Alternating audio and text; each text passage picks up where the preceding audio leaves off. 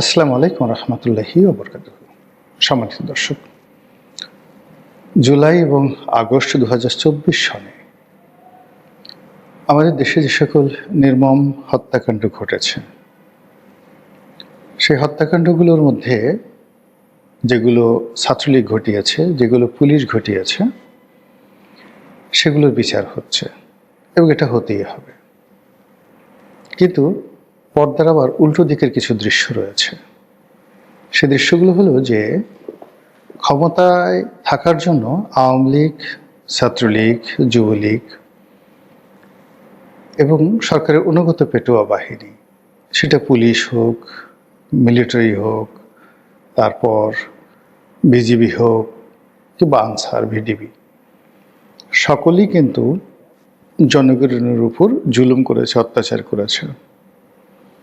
ওই সময়ের যে বীভৎস ঘটনা, বাড়ি থেকে ধরে নিয়ে যাওয়া, জেলে পোড়া, মামলা দেওয়া, মোকদ্দমা দেওয়া, গুলি করা, মেরে ফেলা, গুম করা, সব কিছুই কিন্তু হয়েছে। এবং সেই কাজগুলোর মধ্যে বা সেই কুকর্মগুলোর মধ্যে উল্লেখযোগ্য সংখ্যক কুকর্মের বিচার হচ্ছে, মামলাও হয়েছে এবং অনেকে গ্রেপ্তার বরণ করেছেন। কিন্তু যে বিষয়গুলো আমরা স্বপ্নেও কল্পনা করিনি, এর কারণ হলো এই ধরনের ঘটনা আমাদের দেশে আসলে কখনো ঘটেনি।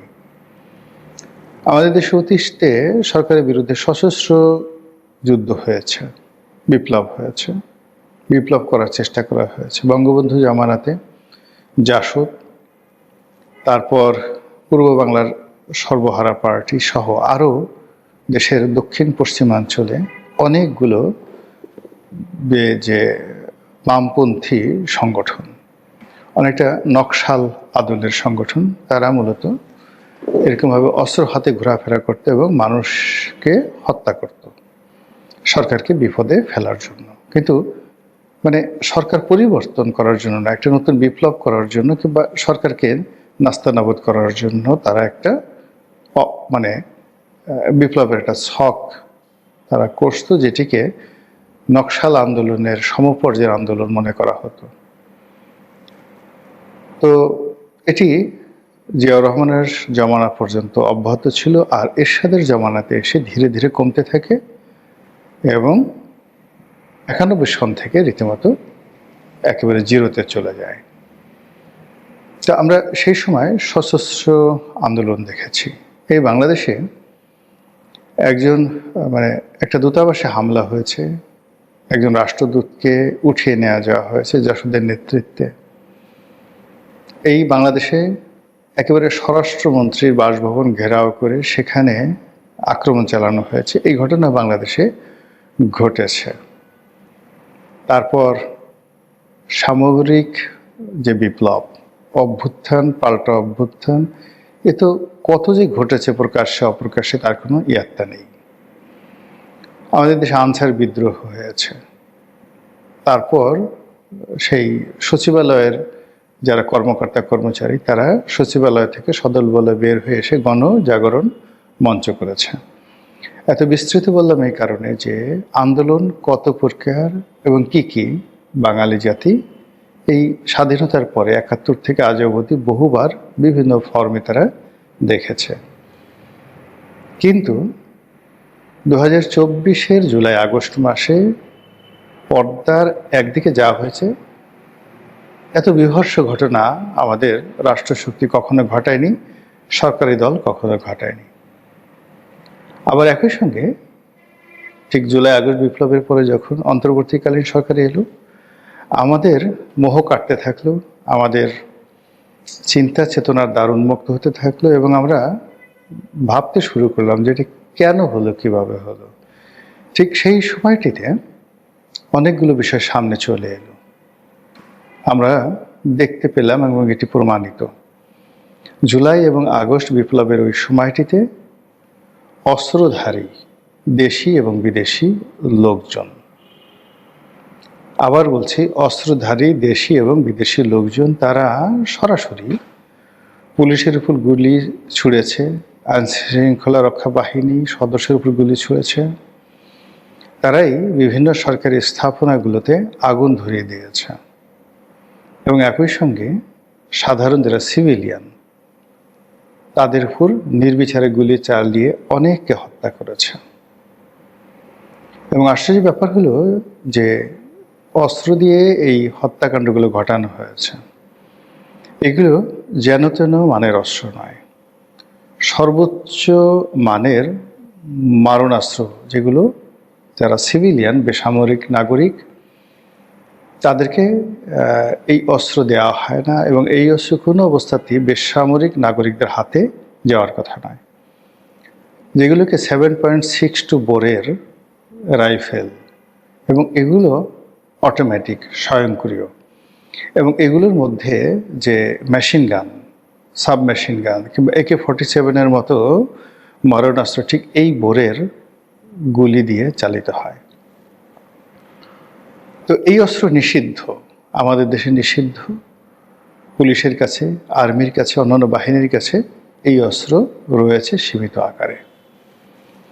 এখন এই অস্ত্র বেসামরিক লোকের কাছে কিভাবে গেল, আর এই অস্ত্র এমন সব লোকের হাতে দেখা গিয়েছে, ব্রিগেডিয়ার সাখাওয়াত যিনি স্বরাষ্ট্র উপদেষ্টার দায়িত্বে ছিলেন, তার ভাষ্য মতে সেই লোকগুলোর চেহারা সুরত আমাদের মতো নয়, অর্থাৎ বাঙালিদের মতো নয়।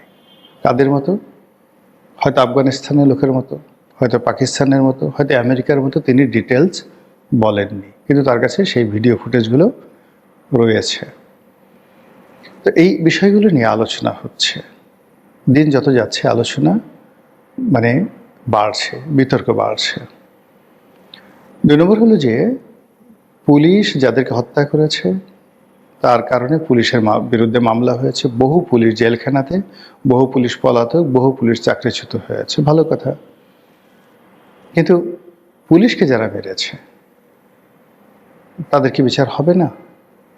এবং পুলিশ হত্যার মতো যে হত্যাকাণ্ড, এটা কোনো একটি ইতিহাসের অংশ হতে পারে না, এটা কোনো অবস্থাতেই দায়মুক্তি পেতে পারে না এবং এই দায়মুক্তি নিয়ে একটি জাতি কখনো এগোতে পারে না।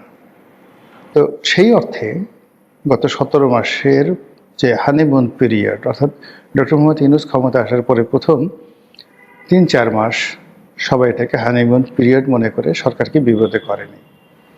এরপর থেকেই দেশে এবং দেশের বাইরে পুলিশ হত্যার বিচার নিয়ে এবং পুলিশ হত্যাকাণ্ডের তদন্ত নিয়ে নানা রকম কথাবার্তা হচ্ছে। কিন্তু ডক্টর মোহাম্মদ ইউনূসের সরকার বা অন্তর্বর্তীকালীন সরকার এই পুলিশ হত্যাকাণ্ড থেকে শুরু করে ওই সময়টাতে অন্য যে সকল হত্যাকাণ্ড হয়েছে সব ব্যাপারে বিপ্লবীদেরকে, আন্দোলনকারীদেরকে ইন্ডিমিনিটি দিয়ে, দায়মুক্তি দিয়ে একটি অধ্যাদেশ জারি করেছে। এখন এই অধ্যাদেশ পাশ হবে কি হবে না, থাকবে কি থাকবে না, পুলিশ হত্যার বিচার হবে কি হবে না, এগুলো নিয়ে জোর বিতর্ক চলছে। খোদ সরকারের মধ্যে 2টো গ্রুপ আছে। মির্জা ফখরুল সাহেবের মতো প্রগতিশীল মানুষ যারা আছেন তাদের বক্তব্য হলো যে পুলিশ হত্যার বিচার হতে হবে এবং হবে। অন্যদিকে স্বরাষ্ট্র মন্ত্রণালয়ের দায়িত্বে নিযুক্ত জনাব সালাউদ্দিন সাহেব, যাদের সঙ্গে আন্দোলনকারীদের একটা সম্পর্ক অনেক আগের থেকেই ছিল, অনেক আন্দোলনকারী তারা প্রকাশ্যে বলেছেন যে সালাউদ্দিন সাহেব যখন ভারতে ছিলেন ঠিক সেই সময়টাতে তার সঙ্গে পরামর্শ করে তারা অনেক কাজকর্ম করেছেন। অনেকে বলেছেন যে তারা যে সকল কর্মকাণ্ড করেছেন এই সকল কর্মের পরামর্শ, লজিস্টিক সাপোর্ট এবং অনেক ক্ষেত্রে অর্থনৈতিক সহযোগিতা তারা সালাউদ্দিন সাহেবের কাছ থেকে পেয়েছেন। কারা বলেছেন? এই যে এখন মন্ত্রী পরিষদে অংশগ্রহণ করেছেন বা বিএনপির যে নির্বাচনী জোট, সেই জোটে অংশগ্রহণ করেছেন নুরুল হক নুরু, ভিপি নুরু, তিনি নিজের মুখে এই কথা প্রেসের সামনে বলেছেন। তিনি আরও বলেছেন যে আন্দোলনের, জুলাই আগস্ট আন্দোলনের মাস্টার মাইন্ড জামাত নয়, জুলাই আন্দোলনের মাস্টার মাইন্ড হলেন তারেক রহমান। এবং তারেক রহমান সাহেব তাকে নির্দেশনা দিয়ে, ভিপি নূরকে নির্দেশনা দিয়ে অনেক কাজ ঢাকার শহরে করিয়েছেন, আন্দোলন করেছেন, লড়াই করেছেন, সংগ্রাম করেছেন এবং ভিপি নূরকে অর্থনৈতিকভাবে তারেক রহমান সাহেব সহযোগিতা করেছেন। একইভাবে ইশরাক হোসেন, ইশরাক হোসেনও এই ভিপি নূরের মাধ্যমে অনেক কাজ করেছেন, পার্থ ও ভিপি নূরকে দিয়ে অনেক কাজ করেছেন। অর্থাৎ এই যে জুলাই আগস্ট বিপ্লব, সেই বিপ্লবের মধ্যে মূলত জামাতের যারা মাস্টার মাইন্ড ছিলেন তারা, নাহিদ, হাসনাত, সার্জিস, তারা তো আছেনই, তার সঙ্গে সঙ্গে ভিপি নুরুল হক নুরু অন্যতম গুরুত্বপূর্ণ ব্যক্তি। তার নিজের বক্তব্য অনুযায়ী তারেক রহমান সাহেব, ইশরাক হোসেন, সালাউদ্দিন সাহেব, তারা এই শহরের আন্দোলন, লড়াই, সংগ্রামের ব্যাপারে দিক নির্দেশনা, অর্থনৈতিক সাহায্য এবং অন্যান্য ব্যাপারে লজিস্টিক সাপোর্ট নুরুল হক নুরুকে দিয়েছেন। এই কারণে নুরুল হক নুরু সরকারের খুবই গুরুত্বপূর্ণ একজন মন্ত্রী হিসেবে দায়িত্ব গ্রহণ করেছেন। ওই সময়টিতে হয়তো ববি হাজ্জাজ, হয়তো ওই সময়টিতে জোনায়েদ সাকি, তারাও গুরুত্বপূর্ণ দায়িত্ব পালন করেছেন। ওই সময়টাতে হয়তো ডক্টর জাহিদ, এখন যিনি উপদেষ্টা রূপে অংশগ্রহণ করেছেন, তারাও গুরুত্বপূর্ণ দায়িত্ব পালন করেছেন। এখন সমস্যা হলো যে যখন ক্রেডিট নেওয়ার দরকার ছিল তখন সবাই বলছে যে আমরা করেছি, আমরা মাস্টার মাইন্ড, আমরাই বিপ্লব করেছি। কিন্তু যখনই পুলিশ হত্যার বিষয় আসছে এবং ওই সময়টা তারও যে সকল বেসামরিক নাগরিকদের হতাহতের ঘটনা সামনে আসছে, তখন আর এখন কেউ সামনে ক্রেডিট নিতে আসছে না, সবাই যে যার মতো করে ছিটকে পড়ছে। কিন্তু যারা সত্যিকার অর্থে বিপ্লবী, ফ্রন্টিয়ার লাইনে ছিলেন এবং গত 17 মাস সরকার পরিচালনা করছেন, সেই হাসনাত, সার্জিস, মাহফুজ যারা আছেন, তাদের মধ্যে কিন্তু আতঙ্ক ছড়িয়ে পড়েছে। একটা বিষয় স্পষ্ট যে যদি আপনি পুলিশকে অ্যাক্টিভেট করতে চান, রাষ্ট্রকে স্বচ্ছ করতে চান এবং জুলাই আগস্ট বিপ্লবের যে সত্যিকার স্পিরিট, এটিকে আপহোল্ড করতে চান, তুলে ধরতে চান, তাহলে অবশ্যই পুলিশ হত্যাকাণ্ডের বিচার আপনাকে করতে হবে, নিরপেক্ষভাবে, নির্ভুলভাবে, সুষ্ঠুভাবে। তা না হলে এটি ক্ষত থেকে যাবে, অমীমাংসিত থাকলে সরকারের জন্য দুর্নাম বদনাম ডেকে আনবে এবং এই ধরনের ঘটনা আগামীতে বহুবার ঘটবে। আর যখন পুলিশ দেখবে যে তাদেরকে মারা যায়, তাদেরকে হত্যা করা যায়, আর সে সকল হত্যাকাণ্ডের বিচার হয় না, তদন্ত হয় না, তখন আপনি কোনো অবস্থাতে আপনার প্রয়োজনে, রাষ্ট্রের প্রয়োজনে পুলিশকে ব্যবহার করতে পারবেন না। তো সেক্ষেত্রে টুডে অর টুমরো এই বিচারটা হতে হবে। যদি যেহেতু এখানে জুলাই আগস্ট বিপ্লবের মাস্টার মাইন্ড নিয়ে জামাতের সঙ্গে, এনসিপির সঙ্গে, বিএনপির সঙ্গে অতীতে টানাটানি হয়েছে, যেহেতু এখানে স্বয়ং সালাউদ্দিন সাহেবের নাম আসছে, তারেক রহমান সাহেবের নাম আসছে, ইশরাকের নাম আসছে, আর অনেকের নাম আসছে, পার্থর নাম আসছে, আবার অন্যদিকে ডক্টর মোহাম্মদ ইউনূসের নামও আসছে। তো এই বিষয়গুলো আসলে ধামাচাপা দেওয়া যাবে না। বিএনপির জন্য সবচেয়ে নিরাপদ হবে, যেহেতু তারা ক্ষমতায় আছে, তারা যদি এই হত্যাকাণ্ডের বিচারটা সুষ্ঠুভাবে করে, এমনকি তার নিজের দলের যারা লোকজন আছে, যদি কেউ এর সঙ্গে জড়িত থাকে, তাদেরকে যদি শাস্তি দেওয়া হয় এবং এই কাজগুলো সম্মিলিতভাবে কেউ এককভাবে করতে পারেনি, এই কাজ যারা করেছে তারা বিচ্ছিন্নভাবে যে যার মতো জায়গা থেকে করেছে, কাজেই তদন্ত যখন হবে তখন সেখানে বহু মানুষ ফেঁসে যাবে। আর এটি যদি বিএনপির জমানাতে, বিএনপির নেতৃত্বে হয়, তুলনামূলকভাবে বিএনপি ভালো থাকবে, স্বচ্ছ থাকবে এবং তাদের সম্পর্কে কেউ বদনাম করতে পারবে না। কিন্তু যদি আগামীতে আওয়ামী লীগ ক্ষমতায় আসে, জামাত ক্ষমতায় আসে বা অন্য কোনো দল, ব্যক্তি, গোষ্ঠী ক্ষমতায় আসে, আর তখন যদি এই বিষয় নিয়ে এগুলো তদন্ত হয়, তখন 1 নম্বর আসামি কারা কারা হবে, 2 নম্বর আসামি কারা কারা হবে, আমার মনে হয় যে আপনাদেরকে খুব ডিটেলস বলতে হবে না। কাজেই সময় থাকতে সাধন করতে হবে। আসসালামু আলাইকুম রহমতুল্লাহি ওয়া বারাকাতুহু।